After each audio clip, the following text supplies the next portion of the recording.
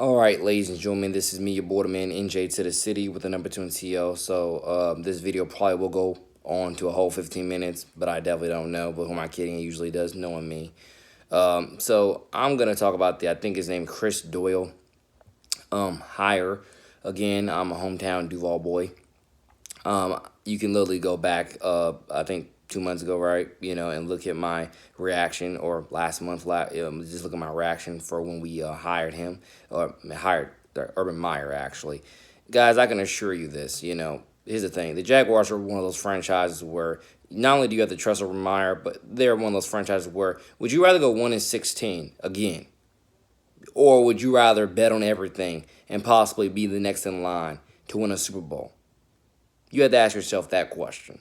There is so many things to get offended about. And guys, my judge win this. I mean, people can say, "Oh, I'm not black," or "I'm not whatever." I halfway don't care, because I can assure you, I am black. I am African American. I'm young, and I can assure you again. You can also call it just a symptom of me being young. Call it whatever you want. I do not. I got bigger fish to fry when it comes to some of these racial contexts and yada yada. Especially in terms of this situation, trust the Meyer. Trust the guy. Everybody, God first. Whether it's 9 months ago, 2 days ago, Jesus on my soul. Everybody, we are all sinners on this dang earth. We all are broken as God knows what, and we all need chances for repentance. We all need a savior and more. Whether you would have put it on a down to earth spectrum or put it on a spiritual spectrum, even though I think I just looked up or saw it on my phone the other day that Chris Doyle has now since retired, since all this bad press has now come with his arrival to Myers staff. God bless his soul. Hopefully he does get picked up eventually somewhere else. Because, ladies and gentlemen, it's almost like Greg Schiano when they were trying to hire him for Tennessee's head coaching position. But I think the fan base said, nah, we don't want this guy, and so on. People have to understand. Some people obviously don't change. Some people obviously do change. But again, you have to ask yourself that very important question. Would you rather keep losing without this key piece, or would you rather get this key piece and win a Super Bowl? And if you're in college, win a national championship, have a chance to put your program on the map and give these people opportunities to redeem themselves, no matter how long ago it was, no matter how short of a time it was. People have to understand that. Now, I understand there's a lot of other quality qualified candidates out there without the baggage, but sometimes you need a guy with that baggage to get your team over the hump. And I definitely think that's something a lot of people don't get, and they just love to play blind eyes too. Sometimes you need somebody with that baggage, because with that baggage comes a extra edge, an extra level of toughness, communication, whatever you could put there, tutelage, that you're just not gonna get from somebody with a clean rap sheet. And you have to take chances. Life is about taking chances, gambles, and opportunities. You have got to get out of your race baiting bubble. Okay, I understand what's gone on over the last 4 years. And trust me, it was beyond one man's fault.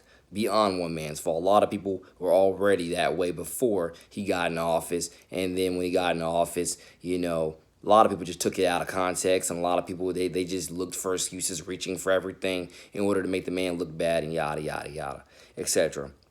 I've said it before on previous records, let alone previous vlogs. I'm not, I'm not like a, I mean, similar to what I put in one of my songs, like, well, actually, just let me just say God bless the guy, because I kind of want to go middle ground, and I kind of want to go full out support for him, but it's kind of hard for me to, because it's kind of hard for me to phrase it though, but God bless America.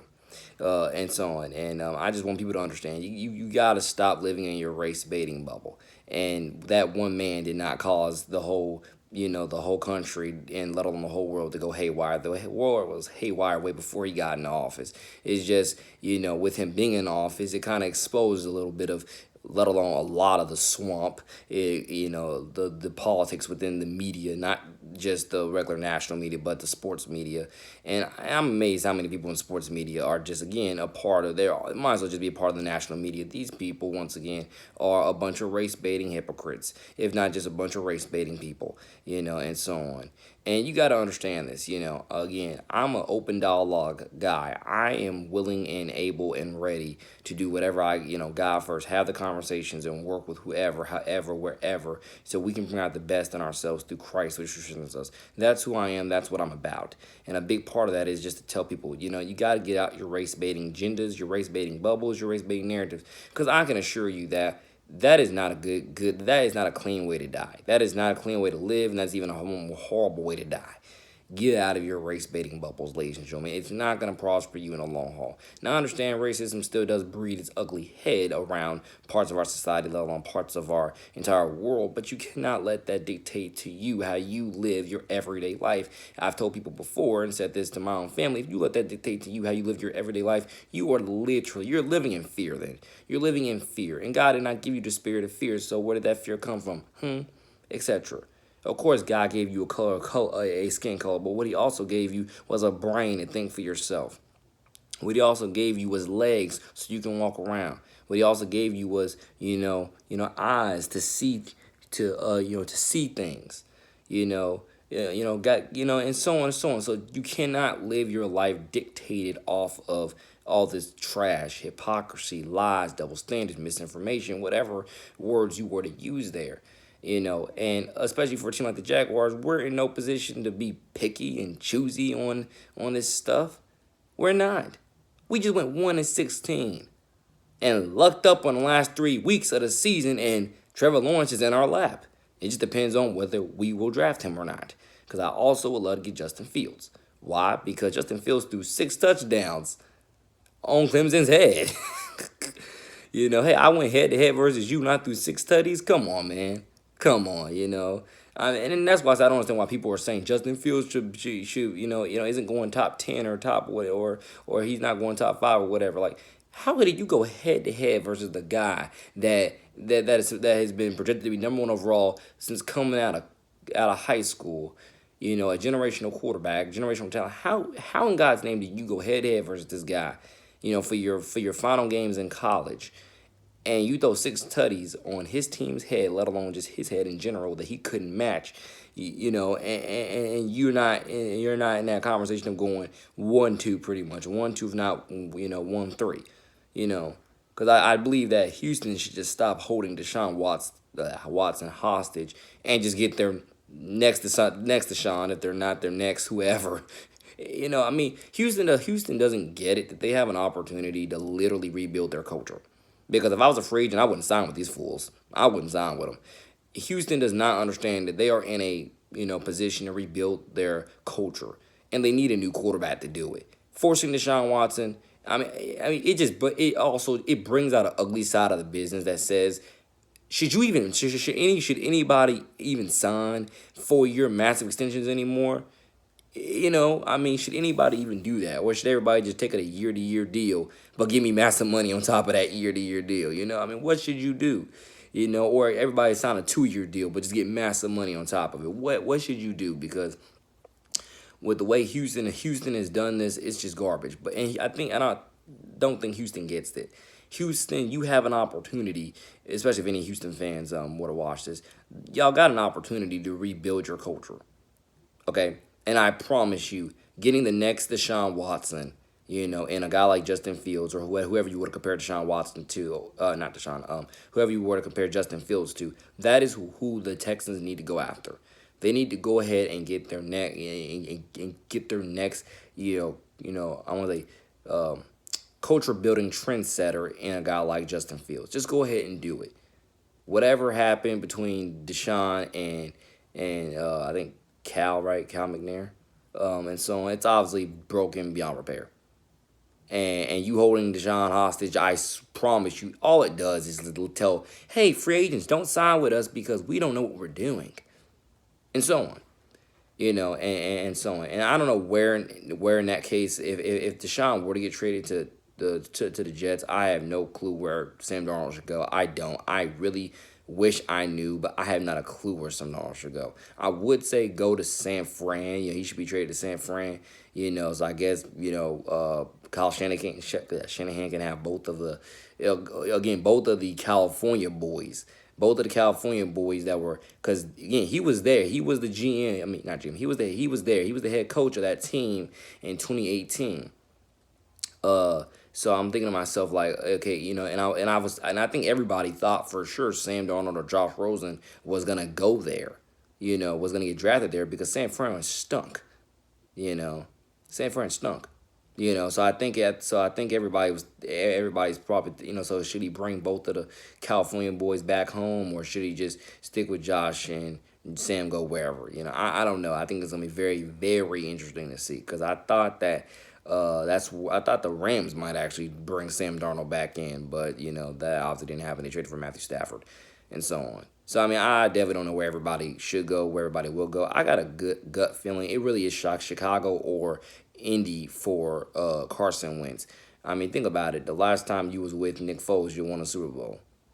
So why not do it again in Chicago? And Chicago needs some especially if they don't get a guy like Justin Fields. So Chicago needs somebody that is a Carson Wentz guy. He's physical, he got legs, and he can make every throw in the book. They need an athlete. They need an athlete. I'm telling you, Chicago Bears, you need an athlete. You need to go get Carson Wentz. You need an athlete. I mean, because I kind of love and hate it when they keep saying Mac Jones is going to, like, why would Mac Jones go to Chicago? They already have a 99.9% stationary backup, not that, sorry.